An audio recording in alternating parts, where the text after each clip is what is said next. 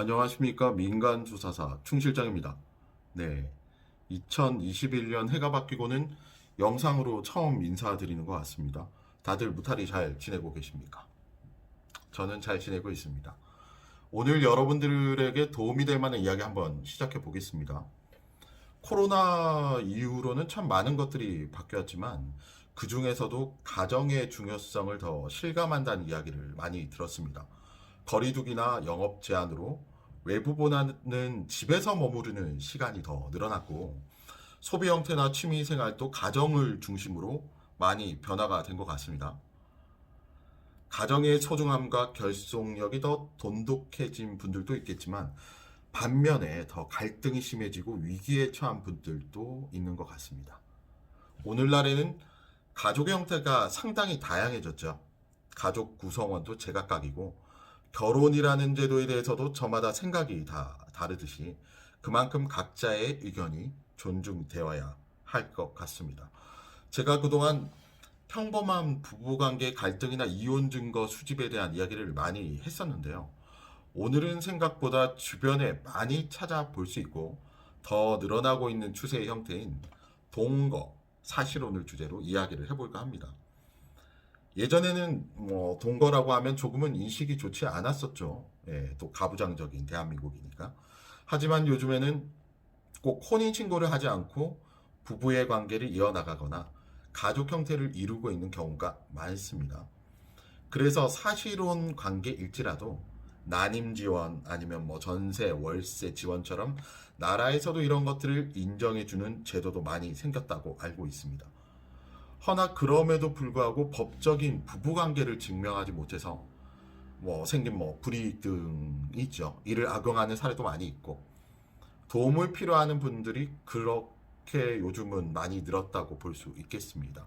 최근에 도움을 드렸던 의뢰인의 경우에도 결혼식도 올리고 혼인 신고만 하지 않았을 뿐이지 부부관계를 이어오고 있었던 상황에서 남편이 다른 여자와 외도를 했고 증거 수집에 도움을 들여가지고 사실혼 위자료 소송을 진행했던 건이 있었습니다. 예, 결과는 해피했죠. 예. 이 케이스 같은 경우에는 그나마 결혼식을 하셨기 때문에 사실혼 인정에 큰 무리는 없었지만 사실혼 관계 입증을 제대로 하지 못해가지고 불이익을 당하시는 분들도 있습니다. 혼인신고를 하지 않았다는 이유로 한쪽이 너무 이 관계를 쉽게 생각하고 외도를 하거나 책임을 다하지 않고 가볍게 끝내버리려는 무책임한 사람도 있기 때문에 혼인신고를 한 케이스보다는 오히려 더 준비를 철저히 하셔야 하고 불륜 증거 수집 역시 확실하게 제대로 하셔야 혼인 파탄의 책임을 묻고 유책 사유를 인정받아서 위자료나 재산분할처럼 본인의 권리를 제대로 받을 수 있고 본인을 지킬 수 있다고 생각을 합니다. 사실혼과 동거는 사실 비슷해 보이지만 약간의 차이가 있습니다. 단순히 그냥 같이 산다고 사실혼이 인정되는 것도 아니고 혼인 의사와 부부 공동 생활의 실체가 존재해야지 인정을 받게 될 수 있죠. 앞서 이야기한 결혼식 사진이나 증거물, 양가 가족끼리의 왕래를 하거나 공동재산의 기여도, 주변의 증인 이런 증거들이 필요로 합니다. 굉장히 중요하죠. 사실혼 관계 입증이 어려워서 너무 안타까운 케이스를 여러 번 본 적이 있었는데요. 의뢰인의 비밀 유지를 위해서 자세하게 설명을 좀 드리긴 힘든데 많은 분들에게 도움을 드리기 위해서는 좀 간략하게 말씀을 드릴 수 있겠네요. 이 의뢰인 같은 경우에는 어린 나이 때부터 부모님의 부재로 가정을 이루는 것이 평생의 소원이었던 한 분이 있었습니다. 그때 우연히 만나게 된 남자에게 사랑을 느끼게 됐고 자연스럽게 같이 동거를 하게 되었다고 합니다.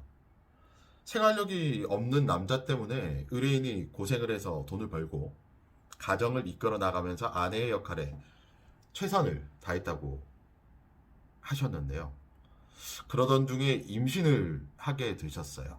네, 얼마나 축복받을 일입니까? 사랑하는 남자와 같이 살고 있는데 아이가 생겼다. 이거 정말 축복받을 일인데 임신을 했다는 이 말을 듣자 남자가 돌변을 했고 폭언과 가출, 외도를 반복하면서 관계를 끝내려고 했다고 합니다. 나쁘시게.